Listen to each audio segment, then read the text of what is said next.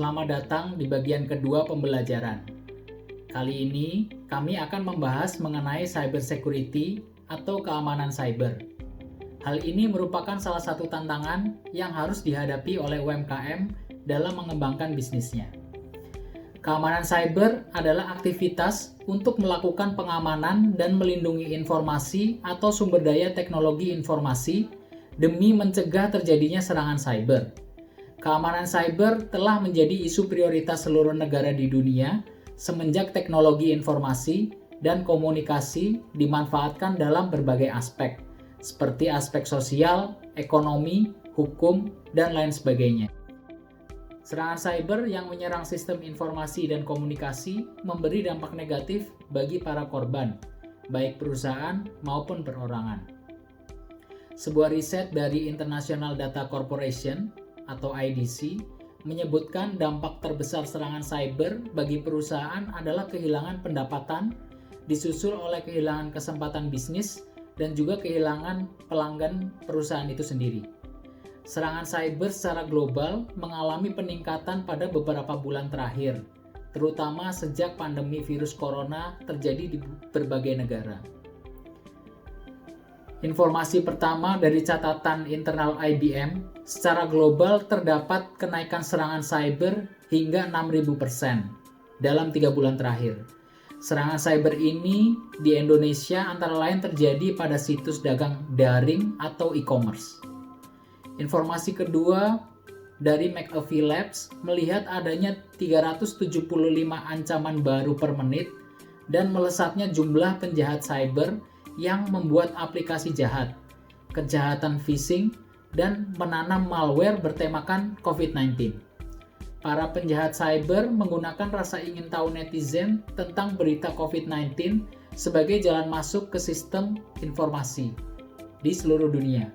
Berita seputar tema pandemi COVID-19 seperti tes, perawatan, pengobatan, dan topik kerja dari rumah merupakan hal yang lumrah digunakan oleh penjahat cyber untuk menjebak netizen agar mengklik tautan, mengunduh dokumen, atau membuka file PDF yang berpotensi berbahaya. Saat para pelaku kejahatan memiliki akses ke jaringan perusahaan dan mencuri data sebelum proses enkripsi, penjahat meminta uang tebusan supaya data tidak dibocorkan. Terkait serangan cyber pada UMKM, perusahaan global cyber security Kaspersky juga telah mendeteksi ratusan ribu serangan phishing terhadap pelaku UMKM di kawasan Asia Tenggara pada triwulan 1 2020. Adapun UMKM Indonesia mendapat lebih dari 192.000 serangan pada periode yang sama. Dari Pusat Operasi Keamanan Cyber Nasional, Badan Cyber dan Sandi Negara Indonesia (BSSN) berhasil mendeteksi 149 juta serangan cyber yang terjadi di Indonesia pada semester pertama tahun 2020. Jika dibandingkan dengan serangan cyber yang terjadi pada semester pertama tahun 2019, maka jumlah serangan tahun ini mengalami kenaikan 5 kali lipat. Penjahat cyber memanfaatkan topik COVID-19 untuk menjalankan operasi jahatnya. Mayoritas serangan bertema COVID-19 adalah malware, phishing, dan ransomware. BSSN juga menyebut 43% serangan cyber menargetkan kelompok UMKM. Ada beberapa alasan mengapa hacker semakin tertarik untuk menyerang UMKM. Alasannya antara lain sebagai berikut. Yang pertama adalah UMKM mempunyai data berharga. Berbeda dengan asumsi banyak orang, kebanyakan UMKM menyimpan informasi keuangan yang bisa digunakan untuk penipuan atau informasi pribadi yang bisa digunakan untuk melakukan pencurian identitas.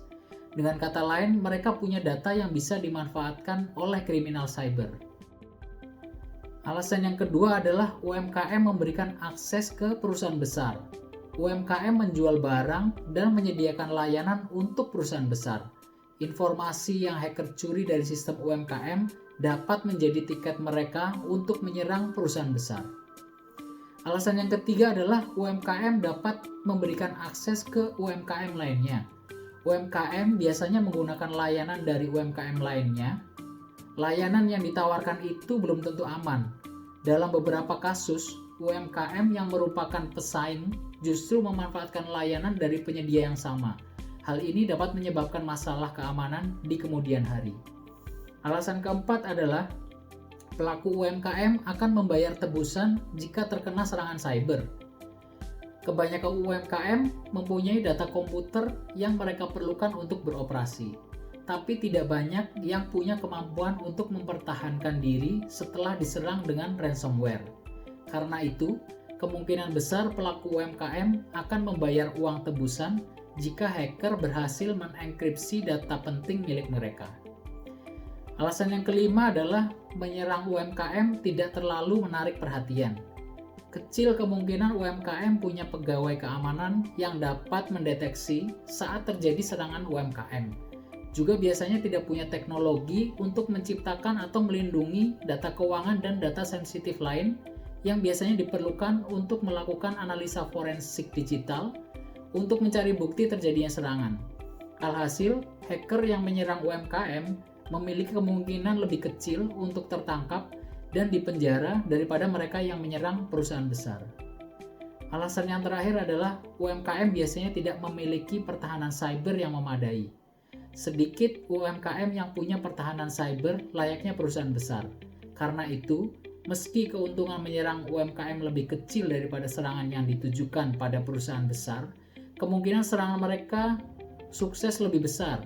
Dengan kata lain, UMKM lebih mudah untuk diretas daripada perusahaan besar.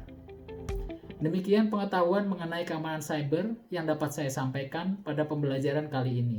Terima kasih sudah bergabung.